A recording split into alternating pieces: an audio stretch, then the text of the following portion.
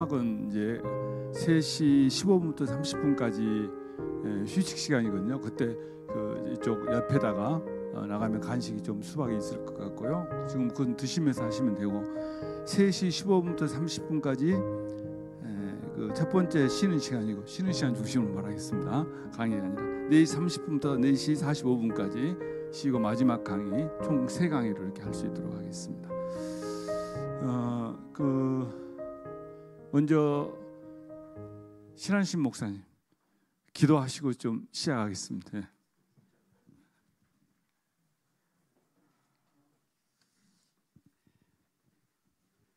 살아계신 하나님 아버지 감사합니다. 저희로 예수님을 믿어 하나님의 백성 될 뿐만 아니라 주께서 피로 사신 주의 백성들을 섬길 수 있는 사역자들로 불러주신 것 감사합니다. 주의 도우심이 없으면 주님이 기뻐하신 교회를 세울 수도 없고 또 봉사할 수도 없습니다. 성령 하나님, 저희들에게 더욱더 예수님을 잘 믿는 우리 모두가 되게 해주시고 주께서 피로 사신 성도들을 잘 섬겨서 건강한 주님의 신부들로 이렇게 만들 수 있도록 은혜를 베풀어 주옵소서. 우리 서로 사랑교회를 통해서 우리 교육자회를 통해서 또 귀한 또 세미나를 갖게 합니다. 세우신 목사님 잘 감당할 수 있도록 힘주시고 또 우리에게도 들을 수 있는 귀를 허락하시고 딱 교회에 꼭 필요한 것들을 잘 적용할 수 있도록 은혜를 베풀어 주옵소서. 감사하고 예수님 이름으로 기도합나이다. 아멘. 네, 우리 오늘 강사 목사님은 NCD 대표십니다. 김항순 목사님 나오셔서 본인 이렇게 인사하시고 또 강의하시겠습니다. 박수로 한번 우리 맞아주십시오. 네, 할렐루야, 반갑습니다. 예, 한국 NCD 교회개발원, 저희 이제 아마 예전에는 NCD 해서 자연적 교회개발 이렇게 이름으로 많이 알려졌는데요. 제가 이제 한국에서 사역한 지도 2008년부터 시작했으니까 이제 시간이 조금 되었습니다. 그래서 아마 이전에 여러 모양으로 목사님들과 다른 형태의 또 모임에서 교회 성장을 위한 이야기들을 함께 많이 나누었는데요.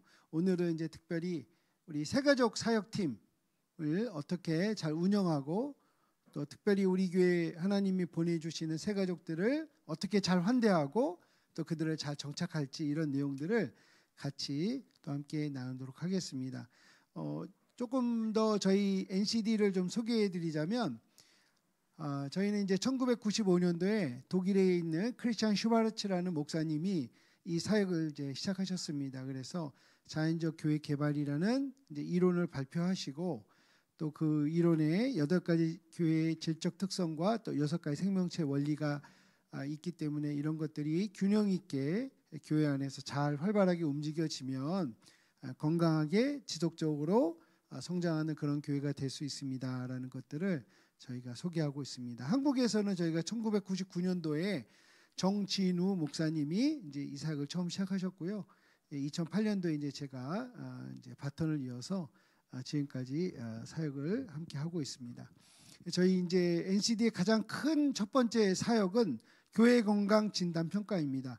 우리 목사님들 이 자리에 계신 분들은 이제 건강 검진 다 하시죠? 예, 국가 건강 검진.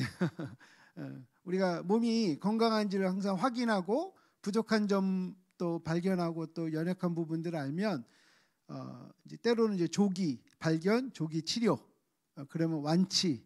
그래서 더 건강한 생활 하시는 것처럼 교회도 건강을 이렇게 측정할 수 있는 그런 도구를 저희가 늘 제공하고 있습니다. 그래서 우리 교회가 얼마나 건강한지 또 더 건강한 교회가 되려면 어떻게 해야 되는지에 대해서 좀 객관적으로 스스로 이제 잘 발견하실 수 있도록 그런 돕는 일들을 저희가 첫 번째로 하고 있고요. 또 그 결과를 가지고 저희가 교회를 조금 더 건강한 모습으로 한 걸음 더 나아가실 수 있는 여러 가지 방법들을 제안해 드립니다. 그래서 제안해 드리는 것들을 우리가 이제 컨설팅이라는 말로도 쓰는데요. 저희 교회 컨설팅도 해드리고 그리고 이제 꾸준한 과정을 통해서 교회가 점점 더 건강한 모습으로 변해가는 것들 이런 것들 저희가 이제 코칭이라고 합니다. 그래서 교회 코칭도 해드리고 있고요. 또 그 다음에 이제 우리 각 교회마다 필요한 부분들이 있으시잖아요. 이제 그런 부분들에 대해서 주제를 가지고 저희가 다양한 세미나들을 하고 있습니다. 그게 이제 사실 오늘과 같은 세미나고요. 오늘은 특별히 새가족 사역팀이라는 주제를 가지고 하는 것이고요. 여러분들은 이제 뭐 전도에 관해서라든지 또 소그룹에 관해서라든지 또 예배에 관해서라든지 이런 것들을 저희가 다양하게 준비하고 있습니다. 그래서 또 교회마다 개교회별로도 저희가 세미나를 하기도 하고 또 이렇게 지역에서 또 우리 목사님들 중심으로 또 아니면 평신도 사역자들 중심으로 저희가 다양한 세미나들을 하고 있습니다. 그리고 또 한 가지 저희가 가장 뭐라 그럴까 저희의 에너지 자원을 가장 집중하고 있는 것이 바로 목회자 아카데미입니다. 그래서 지금 우리 수도권에서는 저희가 2달에 한 번씩 우리 목사님들만 모시고 이 8가지 질적 특성에 대한 집중적인 연구와 또 교회에서 어떻게 실행하실 수 있는지에 대한 그런 방법들에 대해서 공부하는 이틀씩 공부하는 그런 과정을 갖고 있습니다. 그래서 그 외에도 뭐 선교에 관련된 이야기들도 많이 있고요. 어떤 교회가 필요한 것들을 저희가 찾아서 또 그 내용에 맞추어서 저희가 여러 가지 사역들을 이제 하고 있습니다. 들어오시면서 이 책 다 받으셨죠? 저희 교재를 중심으로 또 파워포인트와 함께 진행을 하겠습니다. 뭐 잘 아시겠지만 이 노트에 이렇게 이 책에 이런 걸 이제 교재를 받으시면 우리 목사님들이 이렇게 많이 노트들을 하시죠. 예, 좋습니다. 이제 좋은데 제가 부탁드리는 건 제가 하는 이야기를 받아쓰기 하는 건 아무 의미 없으시고요. 목사님들의 생각을 써놓으시면 됩니다. 이야기를 들으니 우리 그래서 이런 거 하면 되겠구나. 이런 걸 이렇게 해보면 좋겠다. 이렇게 오히려 적어 놓으시면 나중에 보실 때 도움이 되시고요. 지금 이 책은 이렇게 스프링 바인딩으로 되어 있는데 저희가 다음 주면 6월 2일 날 이 책이 정식으로 출간이 됩니다. 그래서 시중에 한 6월 한 3일이나 4일부터는 이제 시중 뭐 서점이라든지 온라인 서점에서 구입하실 수 있습니다. 아쉽게도 그 책과 지금 이 책이 100% 동일하면 좋겠는데요. 이 저자의 욕심이라는 게 있어가지고 사실 그 인쇄소에 오늘 아침에 넘기고 왔거든요. 근데 넘길 때 또 마지막에 또 뭘 또 수정을 했어요. 여기 조금 더 들어가면 좋겠다 해가지고 죄송하지만 요 갖고 계신 내용보다는 그 책에 몇 페이지가 더 추가가 된 내용이 있고 조금 다르게 표현된 내용도 있습니다. 그래서 오늘은 이 책은 이제 공부하시기 위해 사용하시고 이후에 책이 나오면 목사님들께서도 한번 꼭 좀 다시 한번 구매하셔서 좀 사용해 주시고 또 우리 성도들이나 또 특별히 우리 새가족 사역팀을 맡으신 우리 교우들에게 좀 이렇게 소개도 해주시면 감사하겠습니다. 자, 그리고 오늘은 제가 이제 첫 번째, 두 번째 강의는 제가 진행을 하고요. 세 번째는 저와 함께 이 책을 공저한 우리 박민선 전도사님, 저 뒤에 맨 뒤에 지금 앉아 있는데요. 우리 전사님과 함께 우리 오늘 강의를 이제 하도록 하겠습니다. 그래서 우리 박민선 전사님은 서울의 만나교회라고 있습니다. 상계동에 있는 분당 만나 아니고요. 서울에 또 만나 또 있습니다. 그래서 서울 만나교회 우리 합동직 교단 교회인데 그 교회에서 지금 새가족 사역팀을 지금 이렇게 책임지고 또 사역을 하고 계시고요. 저희 출판사의 또 출판국장님이세요. 저분 없이는 책이 안 나옵니다. 그렇기 때문에 책을 같이 집필하면서 여러 가지 내용들, 특별히 이제 교회 현장에서 이렇게 사역하면서 겪었던 이야기들을 함께 나누도록 그렇게 하겠습니다. 우리 한번 책을 열어보시면 먼저 우리 1장을 이제 펼쳐 두시고요. 예. 잠깐 4페이지를 가보시면 목차가 있는데요. 예. 우리 목차에는 뭐 새가족이 누구인가, 또 그 다음에 새가족 사역 목적을 정리하십시오. 또 새가족 사역의 실제적인 단계적 전략, 또 새가족의 관리 및 정착 지원, 또 새가족을 대하는 태도, 그리고 새가족 사역의 평가 및 피드백, 그리고 새가족을 위한 다양한 프로그램, 또 새가족 사역 팀원 선발 기준 및 과정. 9장에는 누구나 올 수 있는 교회가 되기 위한 전교인이 해야 될 것들. 그다음 10장에는 교회 사이즈에 따른 새가족 전략. 그래서 우리가 개척교회에서 한 50명까지, 또 50에서 100, 100에서 300, 300에서 500, 500 이상. 500 이상이면 대형교회인 건 아시죠? 본인이 대형교회인 줄 모르셨어요? 예. 물론 지금은 이제 예전하고 좀 달랐습니다. 예전에 뭐 2,000명 이상 되어야 대형교회 얘기를 했는데 지금은 이제 시대가 많이 바뀌어서 500 이상이면 대형교회로 부르고요. 2,000명 이상이면 초대형 교회 또는 우리하고는 관계없는 교회. 그 교회는 그 교회 나름대로 그냥 뭘 잘하고 있든지 어떤지 사실 우리 많은 대다수의 목사님들은 신경 안 써도 됩니다. 왜냐하면 2,000명 이상 되는 교회는 우리 한국 교회 안에 제가 알기로 한 3%가 안 돼요. 예, 그렇기 때문에 그냥 그분들 나름의 그냥 뭐 열심히 사역하시고 좋은 선한 영향력을 미치기를 그냥 바랄 뿐이고 나머지 97% 교회는 사실 500명 전후입니다. 더 작은 교회들이 더 많고요. 그렇기 때문에 사실 실제적인 교회는 지금 우리 이 자리에 계신 우리 목사님들이 섬기는 교회라고 생각하시면 됩니다. 참고로 말씀드리면요. 목사님 혹시 미국 교회가 큰 교회가 많죠? 어떠세요? 미국 안 가보셨나요? 네, 혹시 들어는 보셨잖아요. 미국 교회들 가면 초대형 교회들이 많죠. 그렇지만 미국에도 22만 5천 개의 교회가 있다고 합니다. 캐톨릭 빼고 오순절부터 시작해가지고 감리교회 아니면 구세군까지 포함해서 22만 5천 교회가 있어요. 그 22만 5천 개 중에서 미국에서도 3% 이상 되는 교회는 2,000명 이상 되는 교회는 3%밖에 없어요. 이해가 되시죠? 3%라 그래도 22만 5천 개, 20만 개의 3%는 몇 개예요? 6천 교회예요. 그러니까 미국에는 큰 교회가 많다라고 얘기할 수 있지만 나머지 교회들은 그보다 훨씬 더 작은 교회들. 그리고 그래서 22만 5천 교회의 일반적인 평균 숫자, 평균 출석이 몇 명 정도 될 것 같으세요? 평균. 2,000명 이상 되는 그 3% 교회까지 다 포함해서 평균 75명이에요. 그러니까 미국 교회도 작은 교회 아니면 중간 사이즈 교회가 대세다라고 생각하시면 됩니다. 이해가 되시죠? 그러니까 뭐 텔레비 나오고 뭐 유튜브에 뭐 유명한 목사님들 많이 있지만 또 우리가 또 교회 탐방 가고 하다 보면 큰 교회 아무래도 가서 이렇게 본 것들도 있긴 하지만 배울 것도 많이 있어요. 그러나 그래도 역시 미국 교회 주류는 작은 교회 아니면 중간 사이즈 교회. 이해가 되시죠? 그러니까 지금 미국 교회보다 더 큰 교회 목회하는 분들 여기 많이 계시죠? 아직 아니다? 상관없습니다. 조금만 더 하면 우리도 미국 교회 이상으로 큰 교회 좀 목회하시는 겁니다. 그렇게 생각하시면 됩니다. 그래서 오늘 특별히 이 세가족 사역팀에 대한 이야기인데도 우리 목사님들이 많이 오셨다는 것은 지금 교회에 찾아오는 사람들이 있다는 얘기잖아요. 그죠? 찾아온 사람들이 있습니다. 우리 화면을 좀 보시면요. 화면에 제가 이제 준비한 내용이 있는데 우리 지금이 이제 우리가 뉴노멀 시대다 하죠. 뉴노멀 시대. 그죠? 뉴노멀. 이거 이제 벌써 다 잊어버리셨어요? 우리 막 코로나 한참 시작할 때 막 뉴노멀 항상 얘기했잖아요. 그러니까 새로운 정상. 그죠? 옛날엔 비정상 아니면 이게 이렇게 하는 게 맞아? 라고 했던 거지만 지금은 이게 지극히 당연히 누구나 다 하는 일. 이게 바로 이제 뉴노멀이에요. 코로나 이전에는 안 했는데 지금 하는 일. 가장 특징적인 게 뭐냐면요. 지금 거의 모든 교회가 유튜브 실시간 예배 중계를 지금 다 하고 있다는 겁니다. 혹시 아직 안 하시는 분 계세요? 아직 안 하시는 분. 하셨다가 안 하신 분도 계시더라고요. 뭐 여러 가지 이유 때문에. 뭐 그것도 전 좋은 방법이라 생각하지만 지금은 이게 유튜브 실시간 예배 중계는 이거는 기본이에요, 기본.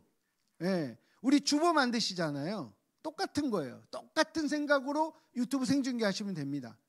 다만 코로나 이전과 이후에 그런 목사님들의 설교가 소위 말하는 온라인상에 없었느냐? 아니요, 있었죠.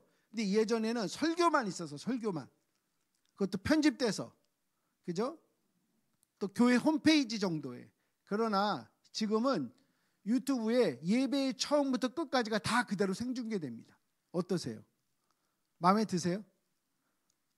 좀 걱정되는 건 없으세요? 이거 편집 없이 나가도 돼? 그야말로 생방송이에요. 생방송. 그대로를 실시간으로 보여주는 거예요. 저는 이거에 대한 장단점이 분명히 있다고 생각합니다. 단점도 분명히 있을 수 있겠지만 장점도 많다는 것이 사실입니다.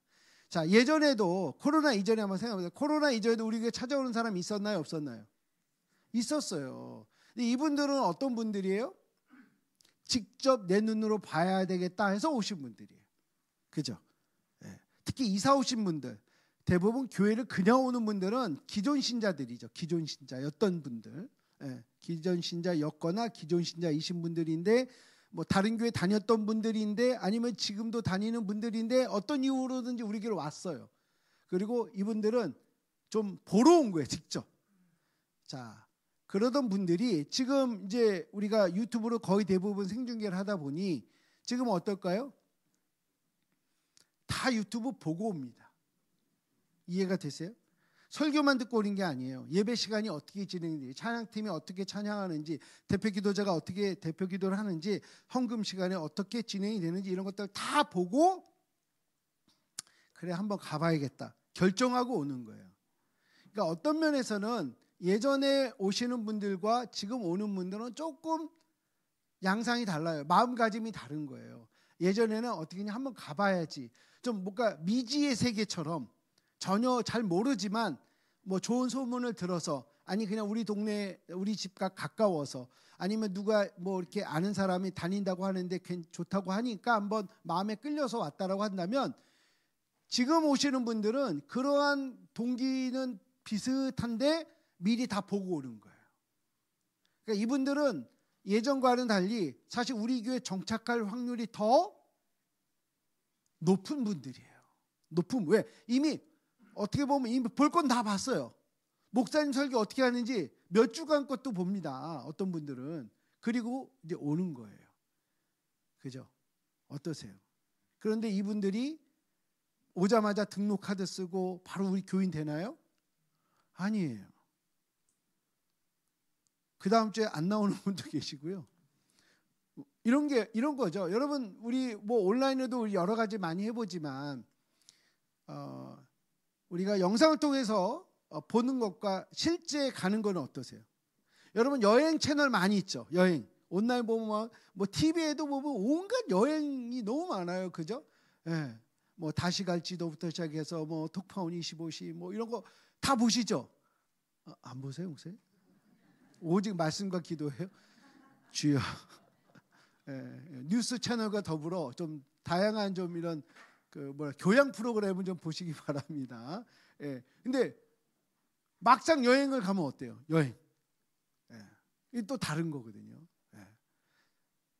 뭐 TV나 여러 가지 유튜브 채널에서 봤던 것보다 더 좋다는 분도 계시고, 그때 봤던 거와는 좀 다른데, 뭔가 불편한데, 별론데, 뭐 이럴 수 있죠.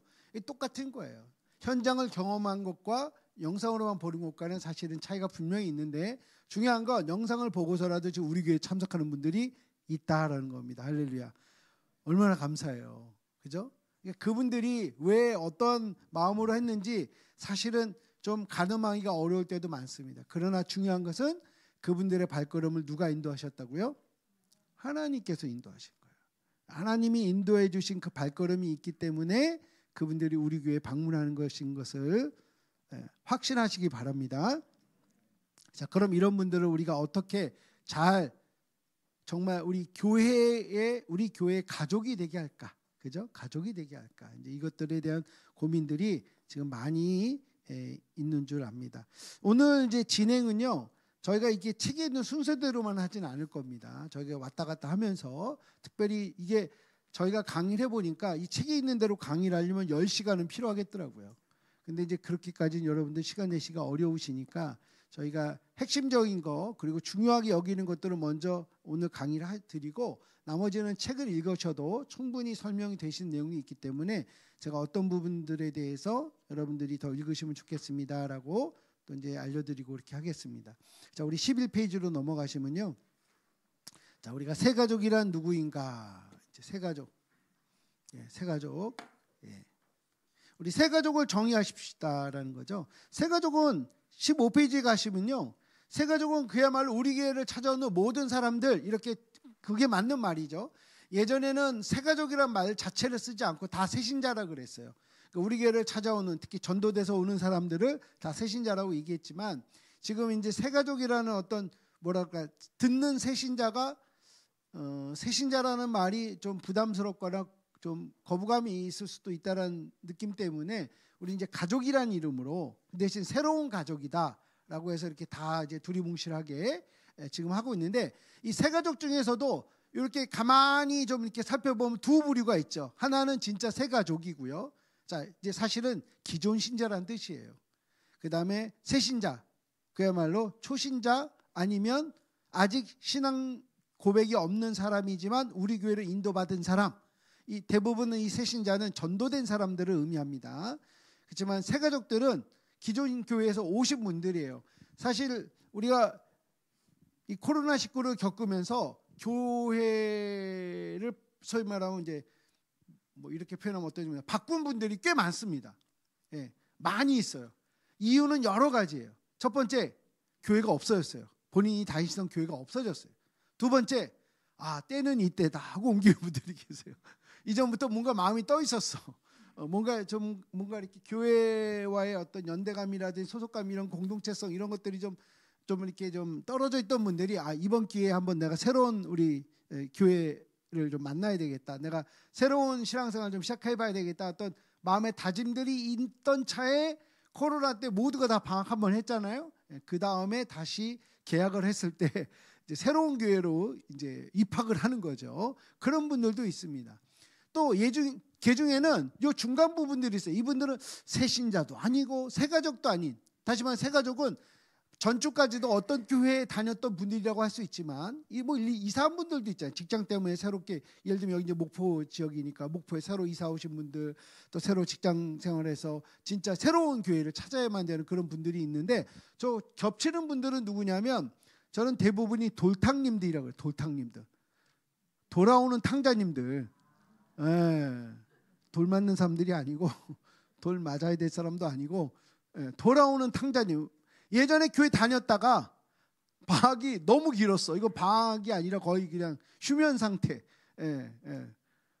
동면 상태에 있던 사람들이 드디어 깨어나가지고 그냥 다시 상생활 해야 되겠다 해서 정신 차리고 이제 교회 오는 분들이 있는데, 이런 분들은요 신앙 확인이 좀 필요해요. 신앙 확인이.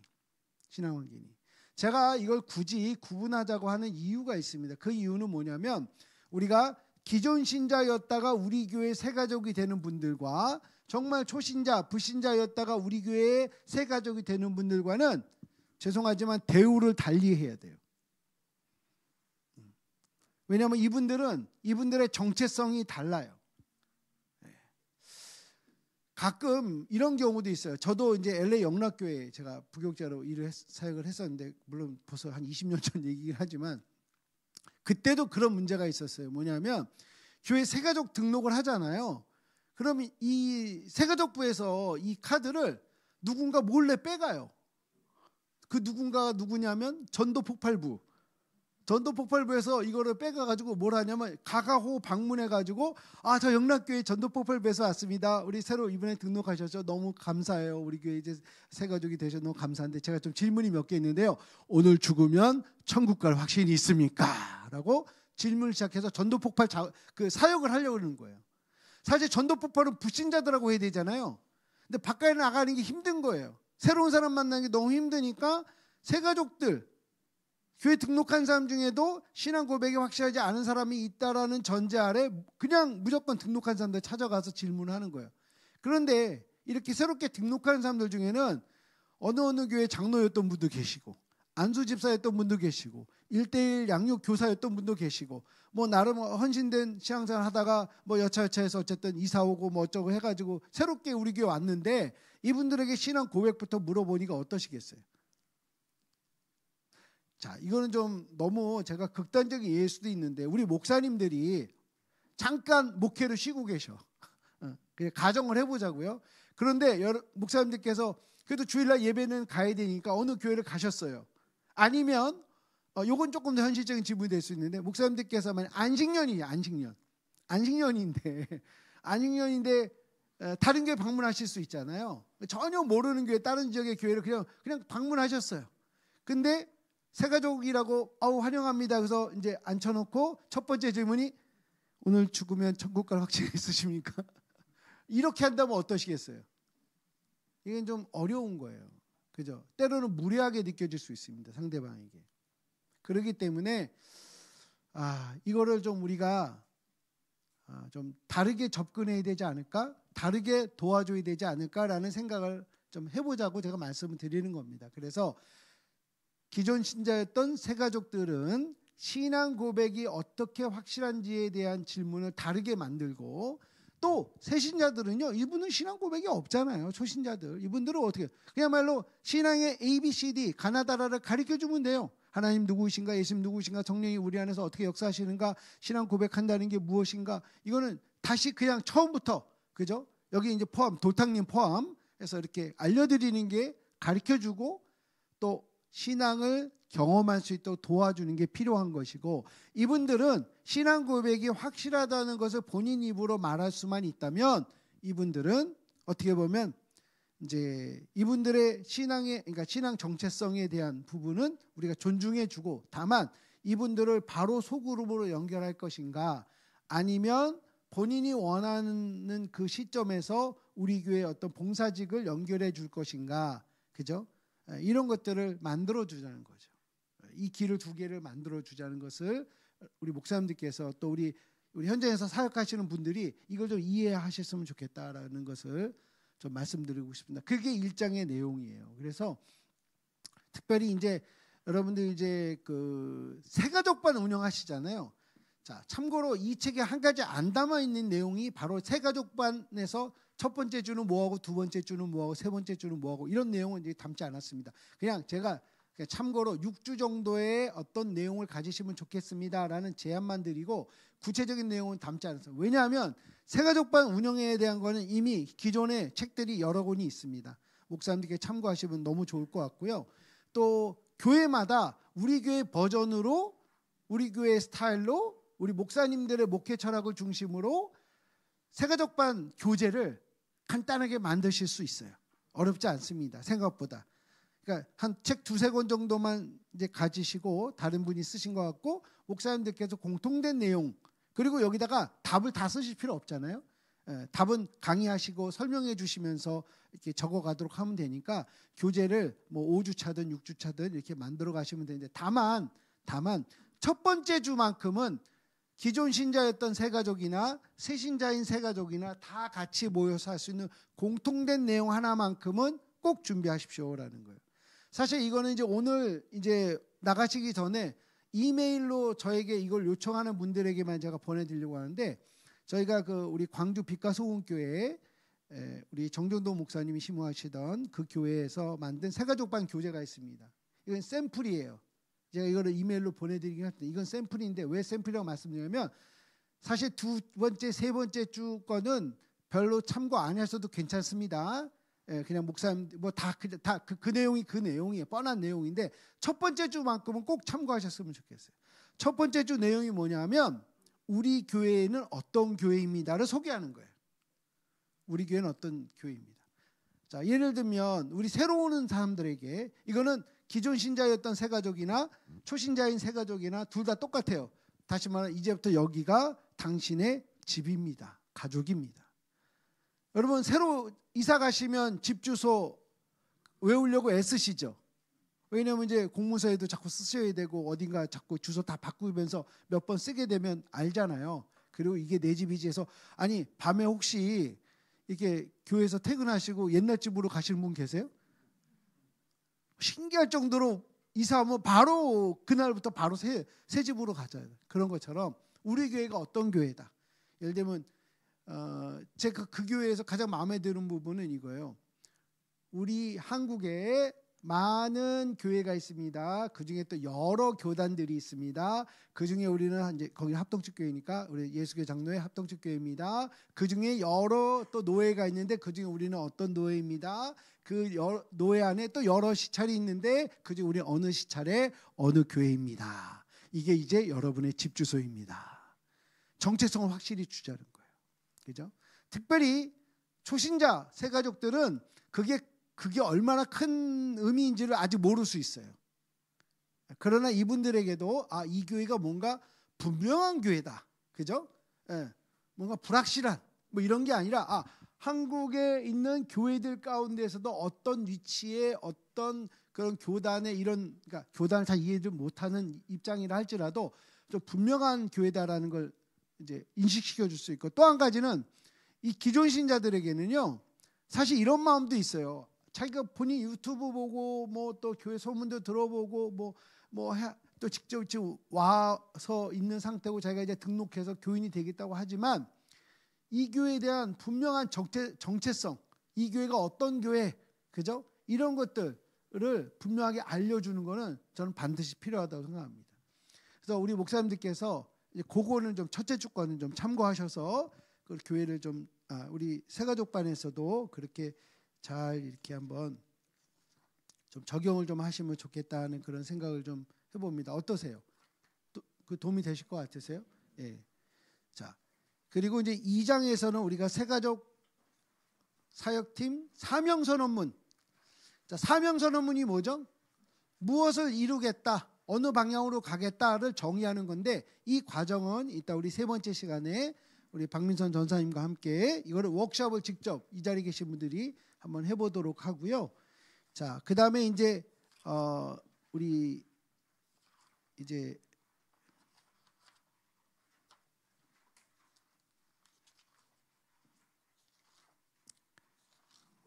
그 3장 43페이지입니다. 자, 3장 43페이지 가시면 이제 두 가지 이야기가 나오는데요. 자, 첫 번째는 환영 카드를 작성하지 않은 새가족을 위한 사역 전략이라고 되어 있고요. 그 다음에 자, 43페이지를 이렇게 손에 잡고 계시면서 56페이지를 한번 봐주세요. 자, 제목이 큰 제목이 이제 두 개입니다. 자, 43페이지에는 중간 제목이 환영 카드를 작성하지 않은 새가족이라고 되어 있고요. 그 다음에 56페이지는 환영 카드는 작성했지만 교인 등록 카드는 미작성한. 이게 무슨 말일까? 저는 요거는 제가 정말 강력히 추천하는 겁니다. 강력히. 우리 대부분 교회에 처음 오신 분들에게 뭐 당장 그날부터 우리가 미는 게 있죠. 표현이 좀 그렇게는 이렇게 막 이거 써주세요 하는 게, 이게 뭐냐면 대부분 등록 카드예요. 그리고 등록 카드를 쓰면 교인 되었다라고 이렇게 가정을 해주시죠. 사실 그게 이제 시작인데, 그래서 어느 교회는 새가족반을 맞춰야 등록 카드를 쓴 경우도 있어요. 저는 개인적으로는 그것도 더 좋은 방법이 아닐까 이렇게 생각을 합니다. 자, 그러나 우리가 처음부터 등록 카드를 이렇게 써달라고 하면 많은 경우 어때요? 예, 제가 바로 쓸게요. 이렇게 쓰나요? 아예 쳐다도 안 보는 사람도 있어요. 제가 알아서 할게요. 저 건들지 마세요. 뭐 이런 거 자꾸 내밀지 마세요. 뭐 이런 분도 계시고. 그래서 이 등록 카드에 대한 개념을, 그러니까 특히 기존 신자인 새가족들은요 너무 잘 알고 있어요. 뭔가 묶인다 이런 생각을 하는 거예요. 그러니까 묶여야 되는 거 아니에요 원래? 아니 우리 이제 새로운 가족이 돼야 되는데 뭔가 이게 등록 카드를 쓰면 마치 무슨 헤어나지 못하는 것처럼. 근데 아무튼 이거 쓰는 걸 좀 거절하는 사람들이 있습니다. 그래서 등록 카드는 또 사실 써야 될 내용이 사실 더 많아요. 예를 들면 본인 이름, 전화번호까지만 쓰는 게 아니라 모두 써야 돼요. 주소도 써야죠. 그 다음에 가족관계 정도는 써줘야 돼요. 그죠? 또 이전교회 있을 때 신급, 그죠? 직분에 관한 거. 뭐 더 쓸 수 있다면 어떤 걸 써야 되냐면 어떤 훈련을 받았는지. 이게 초신자인 새가족들은 뭐 사실 이름, 전화번호, 주소엔 쓸 게 없지만 기존 신자인 새가족들에게는 쓸 게 사실 많아요.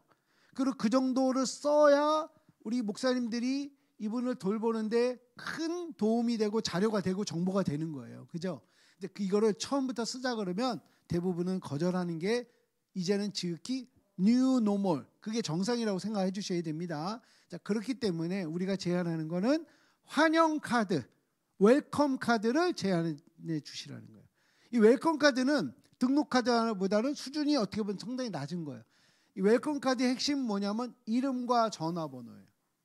주소 안 물어봐도 돼요. 안 써도 상관없어요. 뭐라고요? 이름, 전화번호. 그죠? 우리 이름, 전화번호만 있으면 그 다음 모든 게 사실 연결되잖아요.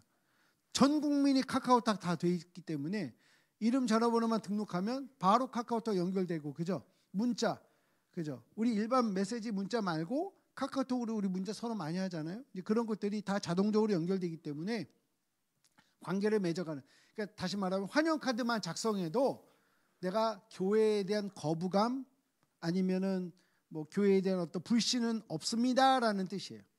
사실 이 환영 카드 자체도 거부하는 사람도 있긴 해요. 그렇지만 우리 환영 카드를 작성하도록 그렇게 하기 위한 몇 가지 단계를 제가 이 3장에다 써놓은 거예요. 그리고 나서 아직도 56페이지에 등록 카드를 미작성한 사역자들, 새가족들 활용 카드까지는 쓰긴 했는데 아직 등록 카드를 안 쓴 사람들에게 대해서는 어떻게 관계의 밀도를 점점점 밀도가 강해지도록 깊어지도록 해야 될지 이런 내용들을 써놨습니다. 그리고 63페이지 가시면 우리가 새가족 맞이하는 공간, 자 이건 몇 군데가 있는데 우리 새가족에 대한 공간을 여러분 한번 잘 생각해 보세요. 이거는 이제 그렇죠. 자 이거를 우리가 다른 말로 하면 첫 인상이라고 하면 첫 인상, 그죠? 여러분들 우리 교회에 왔을 때 첫 인상은 어떠신가요? 목사님들 한번 객관적으로 생각해 보세요. 내 교회를 내가 이 교회 처음 왔다고 생각할 때 첫 인상은 어떤가요? 우리가 여러 가지 첫 인상들이 있어요. 우리 교회 새로운 사람들이 처음으로 접하는 거, 일단은 외적인 환경입니다. 주차장이라든지 교회 외관이라든지 또 조경이 어떻게 되어 있다든지 뭐 배너가 얼마든지 어떤 식으로 걸려 있다든지 이런 것들이 외적으로 보는 첫인상입니다. 저는 제일 마음에 걸리는 거는 뭐냐면요, 사실 주차장이나 교회 외관은 뭐 이거는 우리가 어떻게 할 수 없는 상황이 있어요. 그죠? 지금 여기 우리 서로 사랑교회만 해도 주차장이 있나요, 없나요? 없어요. 어디다 다 주차하고 오셨어요 지금? 물론 주차장이 멀리 이제 새로 하나 이제 구비는 돼 있어서 이제 쓸 수는 있겠지만 처음 오는 사람들에게 어때요? 난감한 거예요. 그죠? 그럼 우리 새로 오는 분들이 차 갖고 오면 어떻게 주차 발레 서비스 해주시나요? 그냥 알아서 그냥 니기들이 알아서 해라 이거. 한번 잘 생각해 보셔야 될 것 같은데. 자, 뭐 다른 거는 뭐 그렇다 치더라도 사실은 이제 저는 목사님들께서 우리 교회 외부에 여러 가지 배너들 많이 붙이시잖아요. 근데 좀 바꿔주시면 좋을 때가 많아요. 너무 오래됐고 이미 색 바른 것들 아직도 붙여놓고 계신데 죄송하지만 그런 건 좀 차라리 없는 게 낫지 않을까 이런 생각을 할 때가 있습니다. 이런 것처럼 외적인 환경에 관한 부분들도 있을 수 있고요. 그 다음에 이제 사람들이죠. 이제 교회로 들어오기 시작합니다. 주차 안내하시는 분들, 또 이제 여기 앞에서 예배당 앞에서 이제 안내하시는 분들, 뭐 주보 나눠주는 분들, 또 예배당 안에 들어와서 자리를 안내해 주시는 분들, 또 예배를 시작했을 때 뭐 헌금위원이라든지 또 앞에 나와서 기도하는 분들의 찬양팀이라든지 이런 것들이 다 새가족들 새신자들에게는요 첫인상이에요. 첫인상. 이 첫인상이 어떠냐가 사실은 모든 걸 결정하는 거예요. 자, 옆에 있는 분들 한번 얼굴을 잠깐 봐주실래요? 잘생긴 얼굴, 예쁜 얼굴 한번 어떠세요? 잘생겼죠? 예쁘죠? 네. 첫인상이 어떻던가요? 너무 훌륭하죠? 너무 좋죠? 너무 예쁘죠? 호감 가죠? 아니에요? 근데 어떻게 생겼죠? 다 옆에 있는 분들이? 네. 다 그냥 지멋대로 생기셨잖아요. 내 멋대로 안 생길 수 있어요. 내 멋대로. 내가 원하는 스타일이 아닐 수도 있어요. 그죠? 그렇지만 이분이 이렇게 생긴 건 다 누구 탓이, 누구 덕분이에요? 누구 덕분이에요? 우리 부모님과 이분의 부모님과 하나님 덕분에. 그래서 이 세상에 둘도 없는 걸작품, 유일무이한 존재잖아요. 그렇죠? 예. 근데 이분에 대한 첫인상이 어떤 분은요, 좀 다가가기 어렵다라고 느껴지는 분도 있고, 어떤 분은 똑같은 분인데도 불구하고 또 다른 사람은 너무 호감이 가고 왠지 말을 먼저 해보고 싶다 이런 분도 있을 수 있다는 거예요. 자, 그렇다면 어떤 첫인상들이 우리가 호감이 되는, 다시 말하면 마음에 이끌리는 그런 교회로 될 수 있을까? 자, 이거 온라인에서도 똑같습니다. 온라인에서도 유튜브에 보면 유튜브만 딸랑 올려놓고 아무런 설명이 없는 교회도 꽤 많아요. 제발 부탁드려요. 좀 설명 좀 써놓으세요. 우리 교회 어디에 위치해 있고 주소, 예배 시간, 그리고 심지어는요 헌금 계좌 좀 써놓으세요. 헌금할 사람들이 있습니다. 계좌 올려놓으시면. 안 하는 사람들 안 하지만 하려는 사람 해요. 유튜브 온라인 예배 드리면서도 헌금 해지하는 사람들이 있습니다. 그런 얘기. 그리고 저는 꼭 써야 될 내용이 뭐냐면, 기도가 필요할 때 이쪽으로 연락 주십시오. 우리 목사님들 이메일 주소나 아니면 핸드폰 번호 아니면 카톡 아이디, 그죠? 핸드폰 번호는 좀 너무 노출시키기 어려우시다면 카톡 아이디 정도로만 해서 누군가가 목사님께 온라인 예배들 중에 뭔가 감동이 있고 또 이제 뭔가 반응을 하고 싶고 또 기도 요청하라 그랬으니까 내가 이 교회 매주 출석하는 교인이 아직은 아니지만 그래도 목사님 이런 기도 제목이 있는데 한번 기도해 주세요라고 연락을 할 수 있는 어떤 그죠? 컨택 포인트 이런 것들을 만들어. 이 내용이 사실 부록에 다 있어요. 부록에. 제가 부록에 아까 환영카드에 관한 문제도 환영카드를 더 쉽게 작성하기 위한 일종의 전략들, 단계적인 방법들 이런 것도 부록에 다 있습니다. 그래서 이제 읽어보시고 그래서 이런 첫인상을 좋게 만드는 첫인상이 중요하다는 걸 우리가 누구든지 다 아신다면 오늘 우리 서로 사람께 들어올 때 첫인상이 어떠셨어요? 뭐가 좋으셨어요? 그렇죠. 환하게 웃으며 인사하셨잖아요. 우리 아까 인사하시던 분 이 자리에 앉아 계신가요? 한번 잠깐만 일어나 주세요. 네. 우리 이분들께 우리 수고하셨습니다. 우리 박수 좀 쳐주세요. 네. 수고하셨습니다. 너무 잘하셨어요. 너무 잘하셨어요. 네. 네. 그죠? 누구든지 환하게 반갑게 인사해 주는 거. 이게 아무것도 아닌 것 같아도 이건 절대적이라고 저는 말씀드릴 수 있어요. 절대적으로 말씀드릴 수 있어요. 그래서 우리가 즐거운 태도로 웃는 얼굴을 우리가 표현하는 건요. 너무나도 어떻게 보면 당연한 거. 이건 기대감이잖아요. 이런 기대감들을 우리가 표현하는 거죠. 왜? 하나님이 그 사람을 기대하고 있는 거예요. 그 새로 오는 사람들을. 그러니까 우리가 누군가 새로운 사람을 맞았을 때 우리가 밝게 웃으며 맞아준다는 것은 하나님께서 당신을 그렇게 보고 있습니다. 하나님께 당신 그렇게 맞이해 주십니다라는 걸 우리가 대신 표현해 주는 거예요. 그런 의미에서 우리가 이런 절대적인 기대감을 좀 표현해 주는 것이 필요합니다.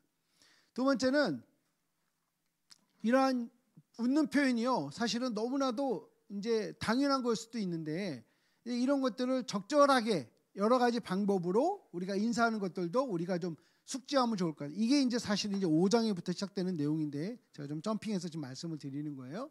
저 밑에 보시면 써 있잖아요. 왼쪽 밑에 보시면 5장이라고 우리 세 가족을 대하는 태도의 중요성에 대한 부분인데요. 자, 첫 번째 상대방의 성별에 맞는 인사. 그죠? 남자가 남자에게 인사할 때, 남자가 여자에게 인사할 때, 또 나이 드신 분들에게 인사할 때 이런 것들을 우리가 좀 일일이 세 가족 팀, 안내팀만큼 이건 안내팀까지 포함해서 연습해야 된다는 거예요. 연습. 미리 정하셔야 돼요. 그죠? 미리 정하시는 거예요. 여러분 어떤 식으로 인사할 때 더 상대방이 감동 있게 인사를 받는다고 생각하세요? 어떤 분은요.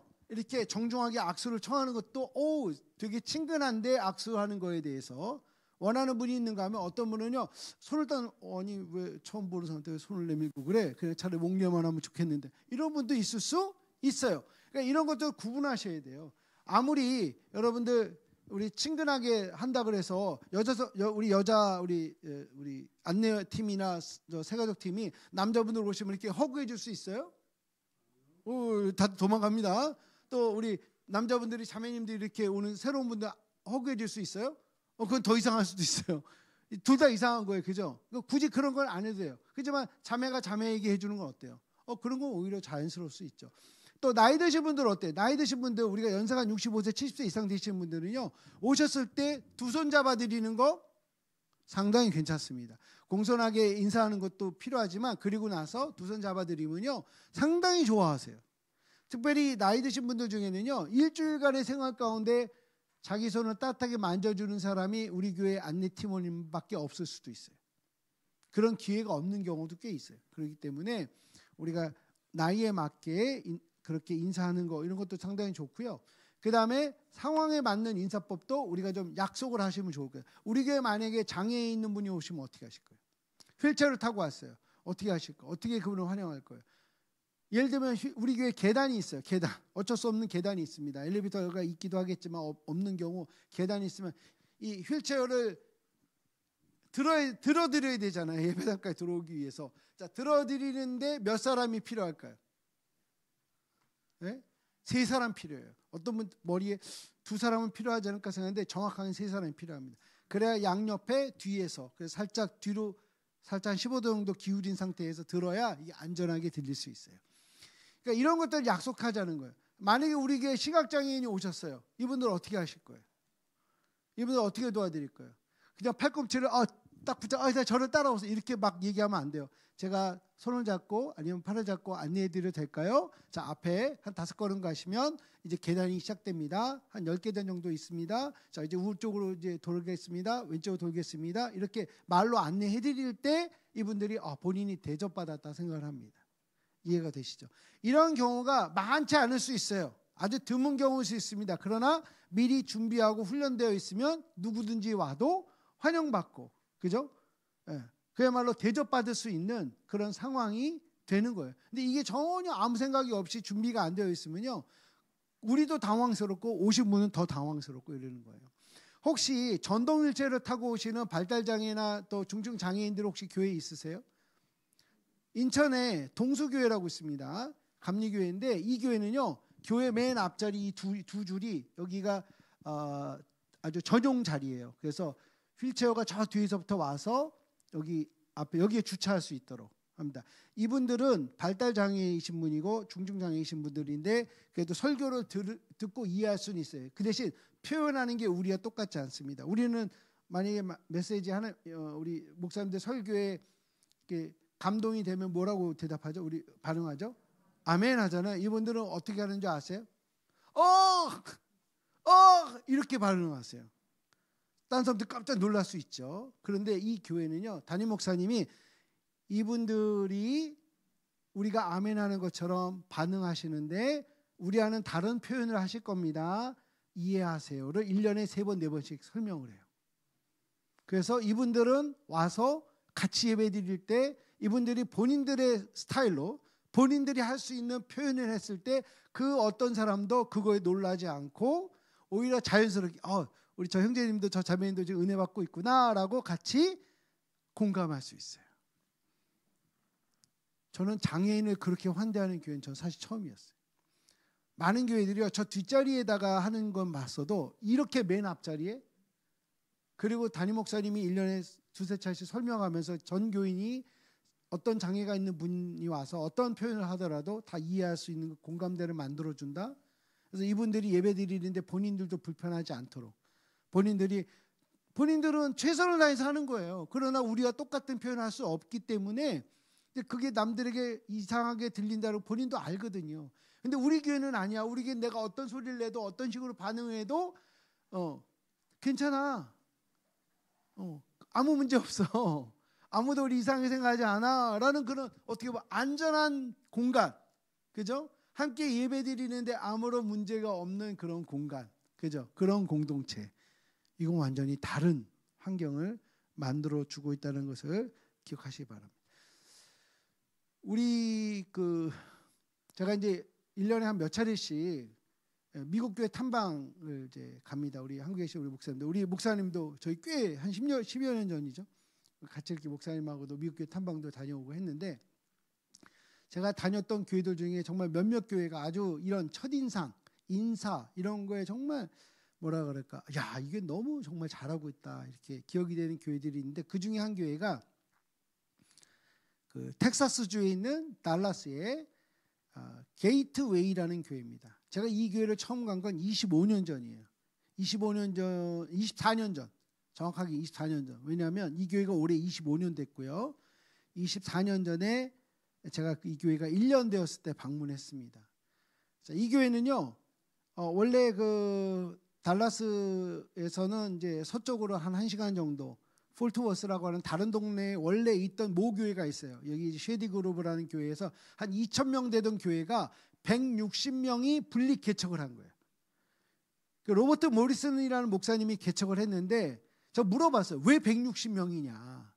예를 들면 자, 분리 개척 나갑시다 할 때 160명이 뭐 이렇게 뭐 한꺼번에 막 자원을 한 거냐? 근데 그게 아니고 이분이 16년을 거기 부목사님이었대요. 그걸 기념해서 160명을 맞췄다는 거, 숫자를. 원래는 더 가고 싶었는데 160명 제한을 해서 160명이 됐는데, 이 교회가 달라스에서도 그야말로 우리 같은 얘기인 거예요. 신도시. 그죠? 목포의 신도시는 어디예요? 네?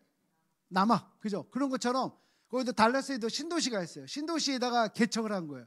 그러니까 새롭게 주택단지 쫙 들어가고 이런 동네에다 개척을 했습니다. 160명이 1년 만에 몇 명이 출석하게 된 줄 아세요? 1,000명이 출석했어요. 대단한 별로 안 놀라시네. 예. 물론 160명이라는 어떤 이제 자원이나 인프라나 이런 게 뭐 대단하죠. 근데 중요한 건 어느 교회라 어떤 뭐 160명 교회라면 다 1000명 될 거냐? 이건 아니에요. 여러분, 이건 아니라고요. 근데 이 교회는 유독 다른 어떤 개척된 교회들보다도 훨씬 더 빨리 급성장을 했어요. 예. 이 로버트 모리슨이라는 목사님이 너무 궁금한 거예요. 너무 궁금한 거예요. 뭐가? 왜 사람들이 우리 교회만 오면 다 정착을 하는지, 이 교회 다니겠다고 등록카드 쓰고 우리 교회 가족이 되는지 너무 궁금한 거예요. 그래서 840명 중에서 몇 분을 이제 일일이 인터뷰를 했어요. 160명 원래 자기 교회 멤버고 840명 중에 많은 숫자를 인터뷰를 했어요. 그래서 자, 무엇 때문에 당신은 우리 교회 나오기로 마음의 결정을 하셨습니까? 그랬더니 많은 분들이 공통된 답을 했는데 첫 번째가 목사님 설교가 좋아서요가 아니었어요. 그거는 세 번째, 네 번째 이유였고 첫 번째가 공통된 첫 번째가 뭐냐? 내가 이 교회에 왔을 때 나를 처음 맞아주신 그분 때문에 내가 이 교회에 정착했습니다. 이 교회 다녀야겠다. 이 대답을 너무 많이 들은 거예요. 담임 목사님이 너무 당황스러운 거예요. 사실 좋은 의미에서. 도대체 우리 안내위원들 새가족팀이 도대체 뭘 한 거지? 그래서 그분들을 따로 불렀어요. 도대체 여러분 뭘 하신 거예요? 왜냐하면 이분들하고는 이미 신앙생활을 오랫동안 이전 교회에서 했기 때문에 뭐 이걸 해야 저거 해라 뭐 그런 게 없었어요. 그냥 뭐 본인 하고 싶은 사역 하십시오라고 했는데 너무 궁금한 거예요. 담임 목사님도. 그래서 물어봤어요. 여러분 도대체 뭘 하신 겁니까? 뭘 하셨길래 이분들이 이렇게 우리 교회를 당신들 때문에 정착했다고 얘기하는 걸까요? 그랬더니 이분들이 우리요? 우리 이거 했어요. 우리 새로운 사람들 우리 허그해 줬어요. 허그. 안아줬어요. 대부분 이분들이요 연세가 많은 분들이었어요. 게다가 신도시에 있는 사람들은 어떤 사람들이에요? 젊은 사람들이에요. 그러니까 교회에 왔는데 아버지 어머니 뻘 되는 분이 따뜻하게 허그해 준 거예요. 사실 미국 사람들도 처음 만나서 허그하지는 않습니다. 보통 악수하죠. 보통 악수합니다. 남자고 여자고 간에 대부분 악수를 하지. 우리는 이제 목례하는 것처럼 하지. 막 처음부터 허그해 주진 않아요. 그런데 연세가 지긋이 막 70세 이상, 80세 되신 분들이 막 이렇게 허그를 해주니까 젊은 사람들이 너무 편한 거예요. 그렇게 따뜻한 인사. 그리고 또 뭘 하셨나요? 우리가요 예배당까지 안내해 줬어요. 예배당까지. 이거 우리도 하는 거잖아요, 그죠? 예배당까지 안내 안 하세요? 여기에요. 올라가세요. 알아서 올라가세요. 이렇게 해요? 이러시면 안 돼요. 예배당까지 처음 온 사람들을 안내를 해줘야 돼요. 근데 어떤 식으로 했는지가 중요하더라고요. 자, 입구에서 새로운 사람 만났습니다. 안녕하세요. 반갑습니다. 우리 교회 잘 오셨어요. 너무 감사해요. 제가 예배당까지 안내해 드릴게요. 그리고 이제 가는 거예요. 움직이면서 제 이름은 김한수라고 하는데 성함이 어떻게 되세요? 우리 김복동 씨군요. 반갑습니다. 잘 오셨어요. 저희도 여기 명일동에 사는데 혹시 어느 동네 사시나요? 그러시군요. 저는 이제 대학 졸업한 딸이 하나 있는데 어떻게 자녀분들은 어떻게 되시나요? 그러시군요. 그리고 예배당 자리에 가면 또 안내하시는 분이 또 있죠. 새가족팀이든 누구든 안내팀이든 누구 이분에게 설명. 여기 오늘 우리 교회 처음 오신 우리 김복동 형제님이신데요. 저기 광일동에 사시고 이분이 이제 아들 이제 중학교 가는 아들 아들과 또 고등학교 가는 아들이 있는 그런 분인데 오늘 우리 교회 처음 오셨는데 잘 도와주시기 부탁드립니다. 그러면 이 안내하는 분이 그대로 따라는 오늘 우리 저기 김복동 씨 오늘 잘 오셨습니다. 제가 오늘 여기 같이 앉아서 예배드리고요. 예배가 마치면 우리 형제님을 저희 새가족 환영하는 그런 자리가 있는데 거기까지 모시도록 하겠습니다. 혹시 예배 중간에 뭐 필요한 거 있으면 저에게 말씀하시면 됩니다라고 이야기했다는 거예요. 자, 어떠세요? 지금 우리 교회, 지금 여러분이 섬기시는 교회와 다른 게 뭐죠? 자, 새로운 사람 예배당까지 안내했어요, 안 했어요? 그건 공통적인 거예요. 그런데 중간에 다른 게 뭐예요? 대화를 좀 하세요? 인사는 하셨을 거 아니에요? 인사는 했죠? 어떻게 하셨어요? 처음 오셨나 봐요? 처음이시구나. 그래 날 따라오세요. 날 따라오세요. 이렇게 하셨어요? 생각을 잘 하셔야 돼요. 생각. 그죠? 우리가 반갑게 인사할 수 있습니다. 여러 가지로. 뭐 어우 감사합니다. 처음 오셨나 봐요. 제가 안내해 드릴게요. 뭐 정말 잘 오셨어요. 뭐 여러 가지 할 수 있지만 뭘 했어요? 통성명을 했어요. 어떤 통성명을 했어요? 어떤 방식으로? 이것도 다 이 책에 써 있어요. 5장에. 자, 내 이름을 먼저 얘기하고 상대방 이름을 물어봤어요. 자, 이거는 다른 거예요. 예를 들면 제가 여기 앉아 계신 분들이 제가 오래간만에 뵙는 분들도 있고 제가 얼굴은 기억나는데 이 성함이 기억이 안 나는 분들도 있고 여러분들이 계시고 오늘 처음 뵙는 분들도 있는데 제가 만약에 반갑습니다. 저는 김한수라고 합니다. 성함이 어떻게 되세요? 이렇게 여쭤보는 게 여러분들에게 편하시겠어요? 아니면 이름이 뭐예요? 이름이 뭐예요? 성함이 어떻게 되세요? 이렇게 하는 게 편하시겠어요? 이건 다른 게임을 하는 거예요. 지금 다른 환경을 만드는 거예요. 먼저 나를 소개하고 상대방을 물어보면 상대방은 자연스럽게 자기를 소개할 수밖에 없는 거예요. 이해가 되시죠? 네. 자, 그러면 다시 게이트웨이의 이 할아버지 할머니 안내팀 그리고 새가족팀이 했던 거로 다시 돌아가면 이분들이 또 뭘 했느냐? 이 젊은 가족들이 많은 이제 동네이다 보니 꼬맹이들을 많이 교회 데려온단 말이에요. 처음 오는 애들이에요. 우리 교회 처음 오는 애들 뭐 4살, 5살, 뭐 7살, 8살 이런 애들이 있는데 자, 얘네들이 오면 만약에 우리 교회 새로 오는 아이들이 있으면 어떻게 하세요? 부모가 같이 오면 어떻게 안내하세요? 자, 애들은 저쪽, 엄마 아빠도 이쪽. 문 앞에서부터 이상 가족을 만들려고 노력하시는가요? 아니에요. 이 교회는 어떻게 했냐면 일단 특히 아이들이 어리면 어릴수록 우리 할아버지 할머니들이 반무릎을 꿇고 인사합니다. 눈을 맞추고 안녕 아저씨 이름은 뭔데? 네 이름은 어떻게 되니? 이렇게 시작을 하는 거예요. 그리고 이 온 가족을 함께 어디로 가요? 이 아이의 예배실로 데려가요. 오늘 처음 오셨으니까 제가 안내해 드릴게요. 엄마 아빠도 같이 오세요. 같이 데려가는 거예요. 가면서 또 뭐예요? 또 이야기하는 거예요. 그러면 우리 아이들 만약에 우리 이제 유치부 한 4살 5살짜리 아이가 왔다. 그럼 얘를 데리고 가면서 이 아이하고도 얘기하는 거예요. 얘기해가지고 그 문 앞에 가면 담당 뭐 전사님이든 목사님이든 아니면 선생님이 있을 거 아니에요. 선생님이 어떻게 한다? 이 아이를 소개해 주는 거예요. 오늘 우리 교회에 온 토마스라는 아이인데요. 얘는 티라노사우루스를 좋아하는 우리 남자인 거 다 알겠죠. 보니까 어쨌든 아이인데 우리 여기 처음 왔어요. 안내 좀 부탁드려요. 그러면 이제 선생님이 안녕 토마스 하고서 이제 이야기를 하죠. 자, 그리고 나서 엄마 아빠에게도 그 아이들이 예배드리는 공간을 보여줘요. 마음껏 볼 수 있다. 편하게.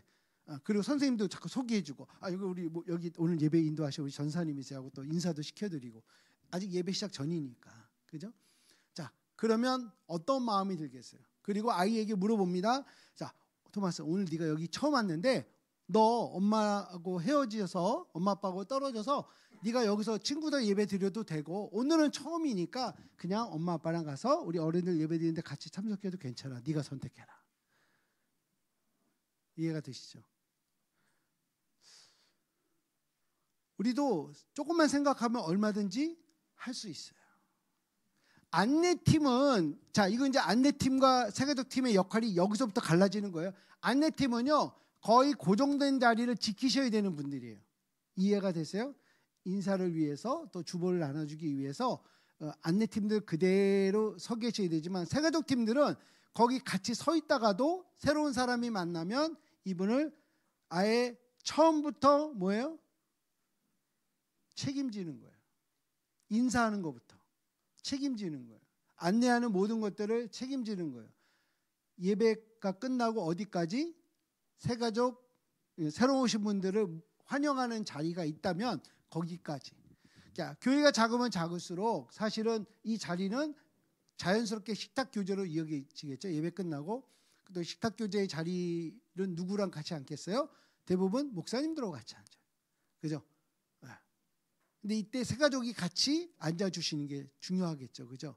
또 만약에 교회가 조금 규모가 있으면 사실 이 자리에는 목사님이 없을 수도 있고 담당 사역자가 있을 수도 있거나 아니면 새가족 팀들만이 운영되는 시간이 될 수도 있어요. 어떤 상황이든지 간에 어떤 자리든지 간에 중요한 건 여러분들이 끝까지 어디까지? 새가족 만나는 환영의 자리까지 공간까지 안내하는 겁니다. 자, 그러면 이제 여기서 밥 먹고 이야기하고 뭐 뭐 환영카드 써도 되고 뭐 등록카드 써도 되고 뭐 그건 다음에 쓰겠습니다 해도 되고 뭐 상관없어요. 자, 그리고 다 끝났어요. 자, 이제 어디까지? 이 어디까지가 중요한 거예요. 마지막 제일 마지막 배웅을 해야 돼. 배웅. 어디까지 나가서 배웅한다? 차 타고 왔으면 주차장까지, 걸어서 왔으면 우리 교회가 살짝 안 보이는 골목까지, 그죠? 끝까지 배웅하는 게 중요해요. 이걸 누가 맡으셨든지 간에 끝까지 배웅하는 거, 그죠? 이게 환대예요. 이게 대접이에요. 왜?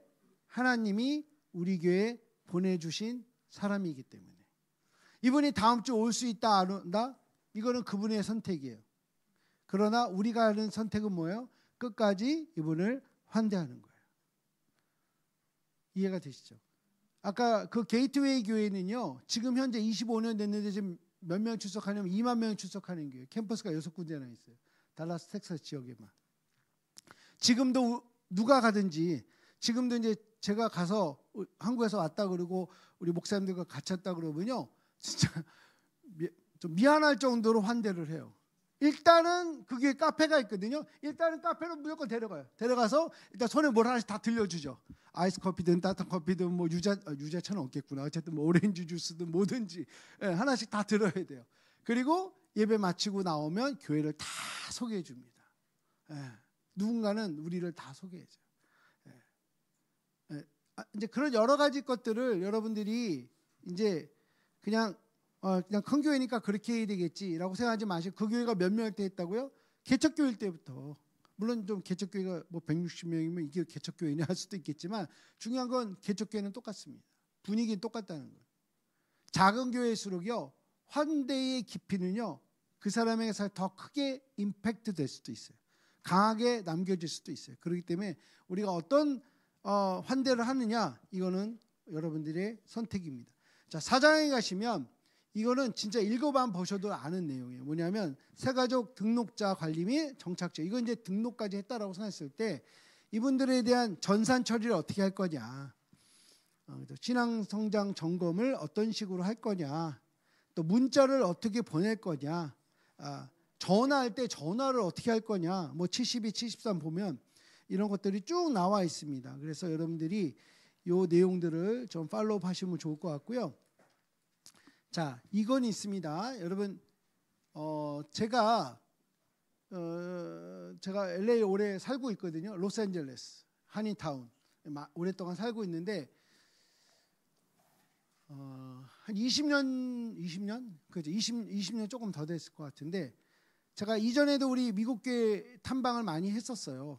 제가 두란노 서원에서 일하면서 이제 한국에서 오신 목사님들로 교회 탐방하는데, 유독 세들백교회, 여러분 세들백교회 들어보죠? 리고레 목사님 이미 은퇴하셨어요. 작년에 은퇴하셔가지고 이제 행복한 은퇴 생활을 하고 계시는데, 자, 이 교회 갈 때마다 늘 하는 게 있어요. 이제 환영 카드 써달라고. 그때도 웰컴 카드라고 했어요. 환영 카드. 이 환영 카드를 작성하기를 매 예배 시기마다, 오늘 처음 오셨습니까? 환영 카드 꼭 작성해 주세요. 그리고 이 환영 카드는 앞장과 뒷장인데, 앞장은 그야말로 환영 카드예요. 이름하고 전화번호, 그리고 본인의 관심사에 대해서 체크업을 할 수 있도록 이렇게 하는 거고, 뒷면은 어느 누구나 쓸 수 있는 기도 제목 카드예요. 교인들은 기도 제목 카드 뒷면에, 앞장에는 이제 새로운 사람들을 위한 환영 카드였어요. 하도 맨날 갈 때마다 이거 써보라 그러길래 한번 써봤어요. 그래서 써줬어요. 진짜 어떻게 하나 보자 하고 이름하고 전화번호, 이메일을 써줬더니 세상에, 주일날 썼는데 월요일날 교회에서 전화가 3통이 왔어요. 그리고 그날 저녁까지 이메일이 5개가 왔어요. 환영한다고. 그리고 그때 저희 아이가 이제 막 2살쯤 됐을 때니까 제가 이제 그 유아부 뭐 이런 데 관심이 있다라고 이렇게 체크업을 하니까, 거기서 부서에서도 뭐냐면 다 인포메이션이에요. 우리는 어디서 모입니다, 여기 담당자는 누구입니다, 그분 핸드폰 번호까지 다, 그 당시에는 20년 전에 그렇게 다 이렇게 해서 이메일이 왔어요. 처음이니까 그렇게 이메일도 5개 오고 전화도 3통이나 온 것 같아요. 그런데 그 후로부터 한 1년, 2년, 거의 3년이 되도록 계속해서 보내오는 이메일이 있었어요. 뭐냐면 새 가족반 참석하라고. 새 가족반. 아니 근데 저도 교회 사역하고 뭐 주일날 내가 맨날 어떻게 그 교회를 가요? 새가족반을. 그냥 아우, 야, 왜 이렇게 열심히 보낸다. 매주 월요일이면 그게 와 있는 거예요. 그런데 어느 날 어떤 편지가 왔냐면, 자, 그동안 여러분들 중에 매주마다 하는 새가족반에 등록하지 못하신 분들 계시죠? 이번에 저희가 토요일날 하루 종일 8과정을 하루에 끝내는 특별 소그룹, 특별 새가족반, 아침 9시부터 저녁 6시까지 밥도 줍니다. 점심까지. 신청만 하시면 됩니다. 눈이 딱 띄어지더라고요. 저도 궁금했어요. 교재는 제가 봤는데 실제로 어떻게 운영되는지를 모르니까 저도 그 등록을 했습니다. 그리고 아침 9시부터 저녁 6시까지 이제 다 이제 이렇게 새가족반 공부를 했어요. 끝나고 났더니 이제 그 다음 날 이제 이메일이 하나 왔는데 교인 등록번호가 오더라고요. 그러니까 세대백교회 정식 등록 교인입니다, 제가. 예. 근데 이 번호 언제 쓰냐 했더니 헌금 낼 때 나중에 그 기부자 영수증 만들 때 필요하다고. 예. 이제 그렇게 오더라고요. 자, 그리고 나서 한 10여 년 정도 더 지났나? 제가 이제 세대백교회 뭐 관련돼서 뭐 사역하다 보니 거기 그러니까 부목사님들하고 좀 개인적으로 친해졌어요. 그리고 이제 그 중에 이제 넘버 2, 넘버 3 하는 목사님 한 분 있어요. 그분은 리고레 목사님 은퇴했는데 본인 은퇴 안 하고 지금도 계속 부목사하고 있는 분이 있어요. 우리 스티브 글래딘이라는 목사님인데 그분하고 어쩌다 무슨 얘기를 하다가 스티브 기억나? 나 니네 교회 교인이야. 나 번호도 있어. 이제 제가 자랑을 했어요. 그랬더니 너 언제 이렇게 됐냐고. 난 너 주일날 한 번도 못 봤는데 너 어떻게 우리 교인 번호까지 있네. 잘했다고. 어쨌든 잘했다. 그런데 너 11조 어디다 하니? 이러더라고요. 11조 해야 진짜 자기 교인이라는 거예요. 맞죠? 이거 철저하게 가르쳐 주셔야 돼요, 사실은. 새가족반의 마지막 과정에서 핵심적인 건요, 헌금 생활이잖아요. 예. 새가족들한테 헌금을 교육하면 도망갈 거라는 그런 두려움은 버리시길 바랍니다. 예. 새가족들에게, 특별히 기존 신자 새가족들은요, 헌금을 어디다 해야 될지 정확하게 알려주셔야 돼요. 이제 여기가 당신 가족이면 책임지라는 거예요. 특히 10의 1조를 하라는 거예요. 예. 복 받으려고 11조 한다는 그런 이제 설명은 이제 그거는 2차적, 3차적, 아니 4차적인 그런 설명이지. 첫 번째는 당신이 어디에 속해 있는가. 이 가족에 속해 있다면 당신이 이제 11조를 해도 됩니다. 딴 데다 11조 못했죠? 그동안 교육 못 정했으니까 이제 정했으니까 여기다 하시면 됩니다. 그리고 우리 초신자인 새가족들에게도 우리가 헌금 생활하는 이유를 설명해 주는 거죠. 우리 하나님께 나를 고백하는 겁니다. 그래서 이렇게 헌금하는 겁니다라는 것들을 물론 초신자 중에는 처음부터 11조 할 수 있는 그런 분들이 많지는 않겠지만 그래도 이제 어떻게 왜 해야 되는지를 설명해 주시는 것들을 여러분들이 꾸준하게 이렇게 강의를 좀 해주시면 좋을 것 같습니다. 자, 우리 이제 94페이지, 94페이지 가시면 잠시만요. 자, 요거 이제 94페이지 전에 있는 내용이에요. 화면이 넘어가야 될 거예요. 예, 좋습니다. 자, 여기 이제 보시면 인사하는 방법 있잖아요. 인사하는 방법. 예, 이렇게 제가 그림으로 이렇게 표현을 해놨는데, 여러분 우리 교회만의 인사법을 좀 만들어 주실 필요가 있어요. 우리 교회만의 인사법. 예를 들면 이제 이 그림 말고도 예를 들면 이제 뭐 다양한 경우에 또 다양한 어르신들에게 여기 그림에는 제가 새가족 그림을 그리기 위해서 이렇게 줄로 된 그 이름표를 이렇게 제가 그려놨는데, 여러분 우리 교회는 어떻게 하고 계세요? 혹시 새가족 팀 아니면 안내팀들이 분명한 표시가 있나요? 이분들이 안내팀 새가족이라는 게? 네네, 명찰, 띠 이런 것도 좋습니다. 예. 중요한 건 이분들이 누구라는 걸 좀 돋보이게 할 필요가 있어요. 어느 교회는 또 유니폼, 유니폼. 근데 10년 전에 맞춘 유니폼 지금도 입고 계시면 안 돼요. 업데이트 하셔야 됩니다. 또 계절에 맞게 하셔야 돼요. 그죠? 계절에 맞게 이렇게 하셔야 됩니다. 그래서 이분들이요, 좀 인사하는 것부터 시작해서 모든 것들이 뭐냐면 연습이 되셔야 돼요. 연습. 혹시 여러분들 백화점 같은 데 가면 이렇게 고객님 잘 오셨습니다 뭐 이러면서 이렇게 인사하는 거 당해보셨죠? 받아보셨죠? 어떠세요? 기분이? 별로든가요? 내가 내가 이렇게 환영해진다, 오늘 돈 좀 써야 되겠다 이런 마음이 절로 들지 않으세요? 근데 여러분 인사하는 거 연습하셔야 돼요. 인사하는 거.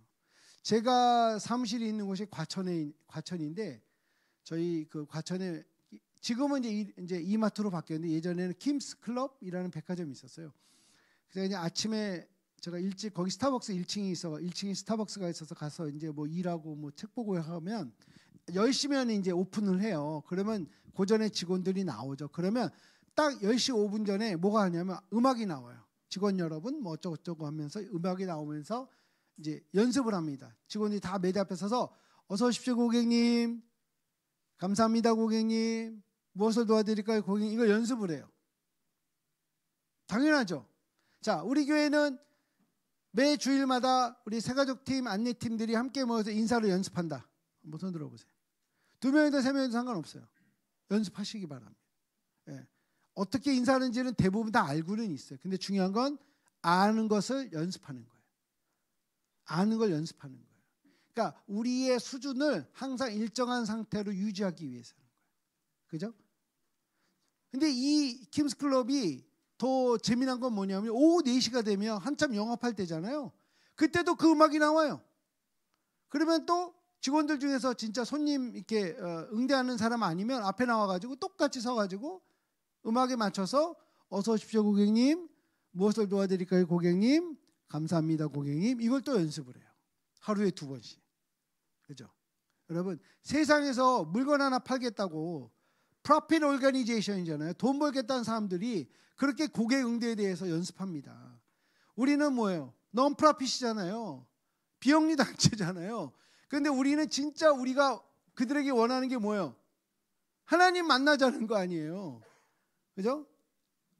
우리가 하나님 가족 되자는 거 아니에요. 그런데 그 일을 위해서 우리도 뭔가 할 수 있는 최선의 것들이 뭔지를 찾아서 연습해야 되지 않을까. 그죠? 여러분들 연습, 자, 옆 사람에게 우리 교회도 연습 시작하겠습니다. 뭐 얘기 좀 해주세요. 우리 교회도 연습을 한번 시작하겠습니다. 네. 그래서 약속된 인사말 이런 것들 꼭 하셔야 돼요. 환영합니다, 반갑습니다, 잘 오셨습니다. 뭐 이런 것들은요 좀 연습을 좀 하실 필요가 있어요. 여기 지금은 이사를 했는데 예전에 광산구 우산동, 광주 광산구 우산동에 있던 광산교회라고 혹시 아세요? 네, 광산교회에 제가 설교를 간 적이 있어요. 아주 오래전 얘기예요. 한 15년? 꽤 오래된 얘기. 주일 저녁에 예배를 이제 설교를 해야 된다고 그래서 이제 갔는데 주차했는데 아무도 없어요. 1층 딱 갔는데 아무도 없고 애들만 있어요. 한 초등학교 4, 5, 6학년. 근데 애들이 다 저를 보더니 배꼽 인사하는 거예요. 아니 유치원 애들이 배꼽 인사하는 거 이해가 되는데 4, 5, 6학년이 이러고 가니까 얘들은 뭐지? 너무 고마운데 인사를 해줘 너무 고맙긴 한데 애들 왜 이렇게 친절하게 인사를 할까? 이랬어요. 제가 그래서 1층 보니까 사무실이 없었어요. 그래서 2층에 보니까 사무실이 2층이라고 써있길래 계단을 이제 올라가는데 그 교회 이제 여자 집사님들인지 권사님들인지 한 서너 명이 내려오면서 저를 딱 보더니 안녕하세요, 반갑습니다, 잘 오셨습니다 하고 인사하시는 거예요. 되게 기분이 좋았어요. 그냥 그렇게 인사하길래 전 그냥 아무 생각이 없었어요. 그런데 이제 사무실에 들어가서 목사님 인사하고 또 어쨌든 예배실에 이제 이제 시작할 때까지 교회 안에서 움직이는 때마다 누군가 저를 보면 안녕하세요, 반갑습니다, 잘 오셨습니다 하고 항상 거의 똑같은 말투로 똑같이 밝은 표정으로 똑같이 저를 기다렸다는 듯한 그 음성으로 저에게 인사하는 거예요. 이상했어요. 너무 많이 그러니까. 한두 명이 그러면 그러려니 했는데 만난 사람마다 그러니까 좀 이거 뭐지? 이런 생각이 들더라고요. 그래서 제가 담임 목사님께 나중에 목사님, 아니 우리 성도들이 어떻게 이렇게 인사를 잘하세요? 보는 분들마다 너무 인사를 잘해주셔서 너무 제가 감동이었어요. 그랬더니 아이고 그래도 연습한 대로 잘하고 있네요, 다행이네요 하시는 거예요. 왜냐? 이 교회가 셀교회였잖아요. 셀교회, 소그룹 중심 교회. 그러다 보니까 그 당시 교인이 한 1000명 됐던 거 아마 그랬어요. 셀원들끼리는 너무 잘 알아. 그런데 한두 달이 건너가면 서로 잘 몰라. 교회 주일 예배가 냉랭한 거예요. 자, 근데 셀 예배 때는 뭔가 좋은데 예배 때는 자기들끼리는 뭔가 이렇게 막 뭐라 할까 막 서로 막 반갑고 뭐 이런데 잘 몰라요, 교인들끼리. 그래서 목사님, 이거 이렇게 하면 안 되겠다. 그래서 연습을 했다는 거예요. 무조건 내가 특히 딱 봤는데 이름을 모른다, 얼굴도 잘 모르겠다, 그럼 무조건 더 크게 안녕하세요, 반갑습니다, 잘 오셨습니다, 환영합니다, 이걸 연습을 시킨 거예요. 자, 우리 옆에 있는 분들 처음 보는 것처럼 한번 연습해 볼까요? 자, 세 가지. 자, 시작. 네, 안녕하세요, 반갑습니다, 잘 오셨습니다. 네, 네, 네, 네, 네, 네, 네. 이게 환영입니다. 네. 어떻게 해야 된다고요? 연습하셔야 된다는 거예요.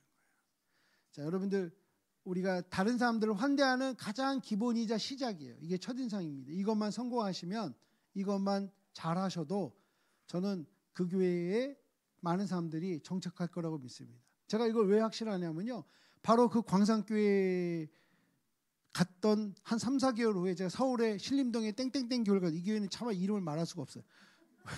왜냐하면 아무도 인사를 안 해. 진짜로 아무도 인사를 안 해요. 막 예배 시간 끝나고, 이제 제가 오후 예배를 가다 아마 청년들 예배 끝났나 봐요. 사무실 어디요로 물어볼 수가 없어.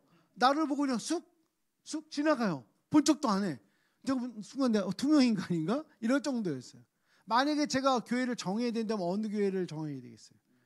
당연히 광산교회 가야죠. 인사 잘해주는 교회, 나를 환영해준 교회, 그죠? 자, 여러분도 그러한 교회가 되시기 바랍니다. 지금 3시 15분이라 브레이크를 하는데 30분까지 브레이크를 하겠습니다. 아마 간식이 준비되어 있다고 하니까요. 예, 간식 드시고 우리 3시 반에 다시 시작하겠습니다. 감사합니다.